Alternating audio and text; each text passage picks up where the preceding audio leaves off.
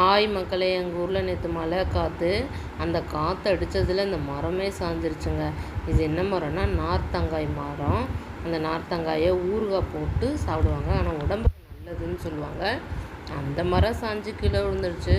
அப்புறம் என் பொண்ணு 2 காயை பறிச்சிட்டு வந்தால் வீட்டில் ஊறுகாய் போட்டுக்கலாம் அப்படின்ட்டு நானும் அதை எடுத்துகிட்டு வந்துட்டேங்க.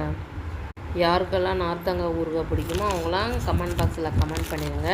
அதுக்கப்புறம் ஒரு பக்கத்து வீட்டில் மாமரம் வச்சுருந்தாங்க. அதில் எவ்வளோ மாங்காய் கொத்து கொத்தாக தொங்குது பாருங்களேன். நாம் மாங்காய் மேலே வச்சா ஒன்றும் வளர மாட்டேங்குது சென்னையில். ஆனால் இங்கே சூப்பராக வளர்ந்துருச்சுங்க.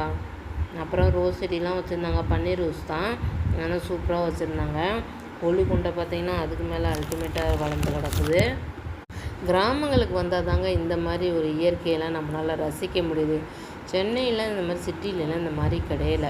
அதனால தான் நான் கிராமத்தை ரொம்ப விரும்புகிறதே. பார்த்தீங்களா, கிராமத்தில் எவ்வளோ அழகழகாக இருக்குது.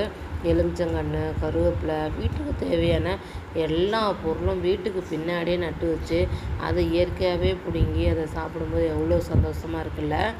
அது மாதிரி இங்கே இருக்கவங்கெல்லாம் இந்த சந்தோஷம் அனுபவிக்கிறாங்க. அப்புறம் பார்த்திங்கன்னா தாமரை செடி ஒன்று வளர்த்து வச்சுருந்தாங்க. ஆனால் தாமரை எல்லாம் பூக்கலை, இலை மட்டும் நல்லா வளர்ந்துருந்துச்சு.